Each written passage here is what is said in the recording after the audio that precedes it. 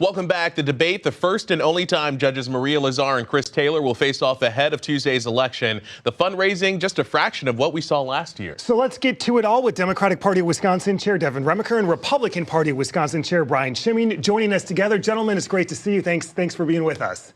Great to be here. Good to be here. Happy Easter. Let's start post-debate, and I'm just curious your general broad reactions to what we saw, Devin. Well, Judge Chris Taylor proved that she is going to be an independent justice for everybody in Wisconsin. I think she did incredible in the debate in showing that she is truly going to ensure that Wisconsinites are safeguarded and our democracy is protected. Meanwhile, I couldn't keep up with Maria Lazar. She was all over the place, whether it was telling lies about her record on abortion, when she has previously spoken in favor of a 6-week abortion ban, or her attacks on Chris that were just plain untrue. I think Judge Chris Taylor showed that she is ready for this job. Brian, I'm assuming a little bit different perspective from what you saw. Saw two things last night, actually. We saw one, the difference of experience, and that is Maria Lazar, not only as a circuit court judge, appellate judge, working at the State Department of Justice, really a broad range of experience. But secondly, Chris Taylor's weakness as a candidate. We saw she was constantly going back and forth on, she's opposed voter ID. She opposed Marsy's law, not once, but twice. People who are watching us right now who've been victims or have had family members of victims were punished by Chris Taylor because she opposed Marsy's law. I mean, on issue and issue after issue, Chris Taylor was on the left end of the Assembly Democratic Caucus.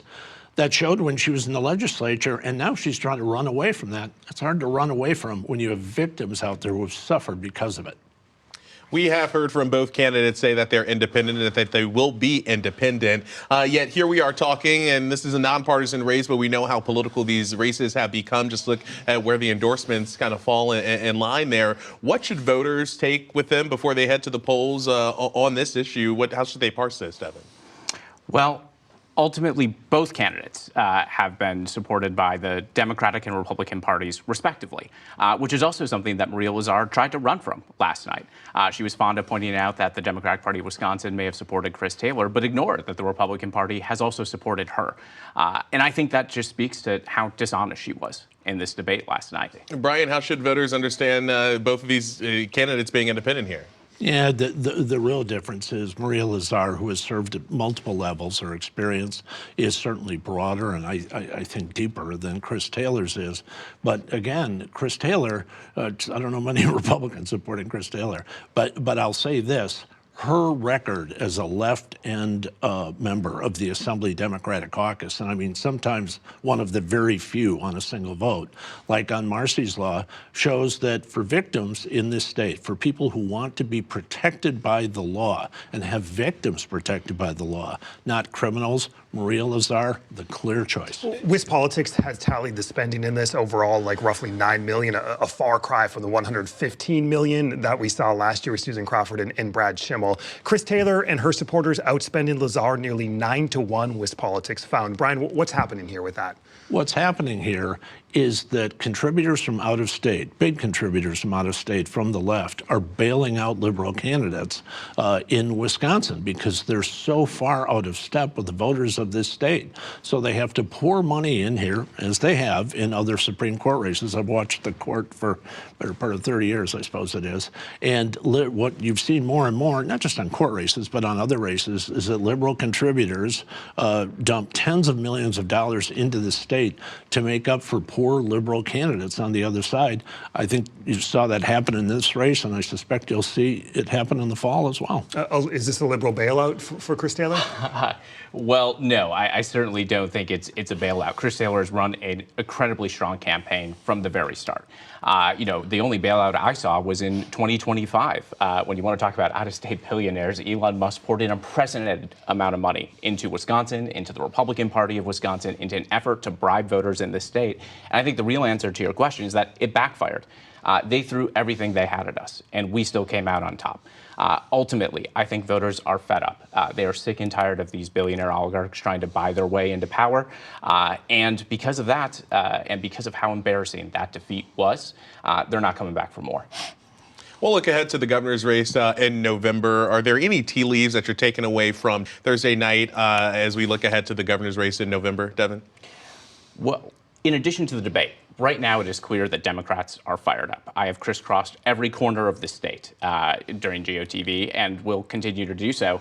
And it is clear to me that our rooms are full. We are seeing people that we've never seen engage in politics before. At No Kings rallies across the state of Wisconsin, where we had record turnout, we talked to over 1,600 people that showed up and are taking action for the first time that we haven't been able to even reach any other way. No matter how many doors we've knocked or phone calls we've made, people are showing up and they are fired up. And I think it's going to help deliver victory, not just in the governor's race, but in both chambers of our state legislature, and help flip the U.S. House. Brian, as you look ahead to the governor's race in November, what do you take from what we saw Thursday?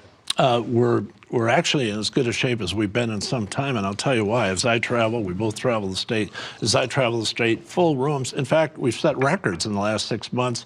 We had 5,300 volunteers statewide step up in a couple of months to be poll watchers, or that is to say poll workers and poll watchers around the state. So we're seeing that effort grow all the time. We've seen it in county parties. The other thing is the state Democratic Party in the governor's race is in the worst shape that they've been in 25 years. We now have had 3 different polls go up and show that Francesca Hong, who other than Chris Tabler was the most liberal member of the assembly, is the leading Democrat candidate for governor right now at 14%. The other one, Mandela Barn, who I believe was at 11% in the Marquette poll, they just got done spending $100 million trying to get this guy into the U.S. Senate a couple of years ago, and he's polling at 11%. Those are the 2 leaders in the Democratic primary right now. Well, who leads the Republican primary? Undecided, despite the fact that there's basically only one serious candidate left, Tom Tiffany, after Donald Trump handed him the endorsement because Tom Tiffany did his bidding in Congress, supporting the tariffs, supporting the big, awful bill, all of the things. I think Trump's words were he was by my side for everything.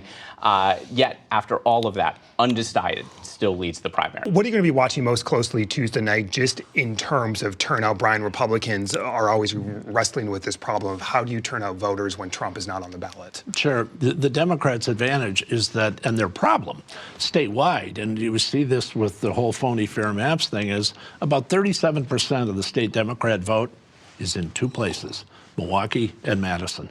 That's why they have problems in the legislature, but it makes it easier for them to turn out. I think we'll have a good turnout. I think overall people are expecting it'll be a low turnout overall, but I'll tell you what, everywhere I've been in the state, Ashland, Milwaukee, Madison, La Crosse, Green Bay, Republicans are fired up, and we're super fired up about the fall for good reason. And Devin, what are you watching? What are you seeing in the early voting numbers?